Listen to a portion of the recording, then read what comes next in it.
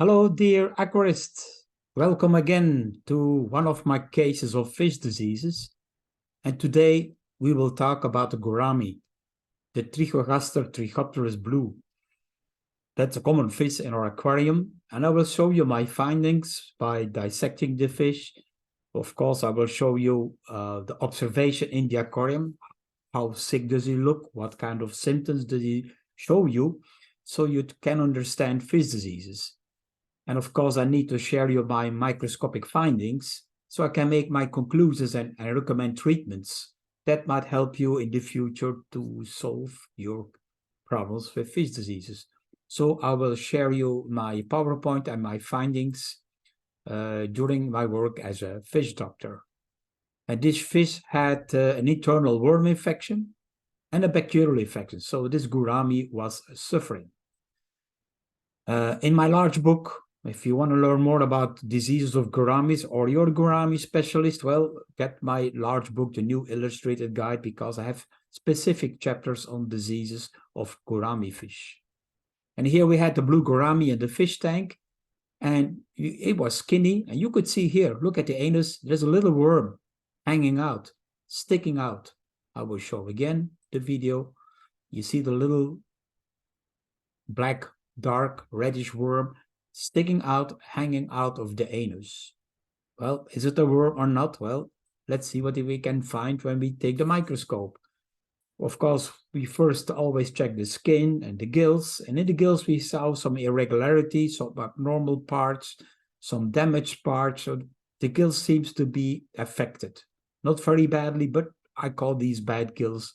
They're not nicely formed, and so they will have showing a respiratory problem for this gourami. We found bad organs. You see here the melanomacrophage centers in the spleen and also in the liver. Well, these organs are badly affected by bacteria. And the same is for the kidney here. See the black spots, the red spots, and here the calcification of the tubuli. So that is not a normal kidney. That's a kidney which is not working properly. So the organs are badly affected.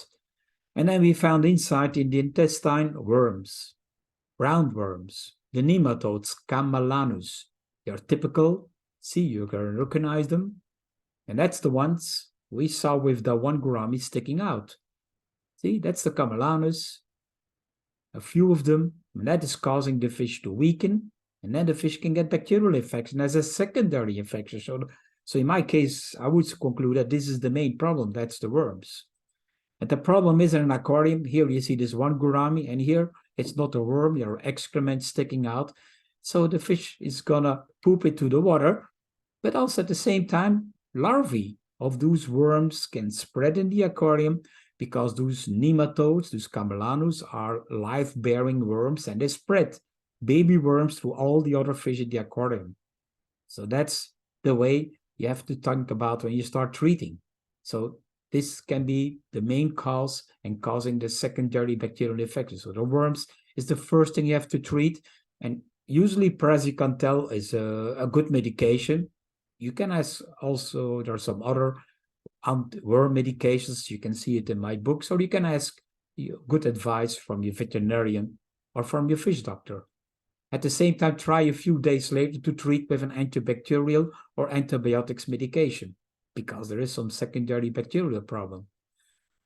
I would recommend to improve the health of the fish with the help of a functional food that also helps the immune system, with pumpkin seed extract that controls the worms infection. It's not a cure, but it's a help. And at least feeding for 20 days, no other food. And afterwards feeding with the Dr. Bassleer Food Fuco for at least 20 days, no other food. And that helps during the infection and fastens the repair of the fish.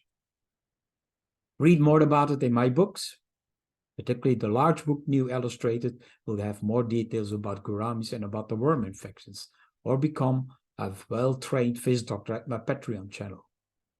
So I hope this case of the blue gourami, which I found somewhere here in one of these fish tanks in the fish house, helps you to understand fish diseases and infections with roundworms, nematodes, and secondary bacterial infections. Thank you for watching and stay tuned for my next case of fish disease.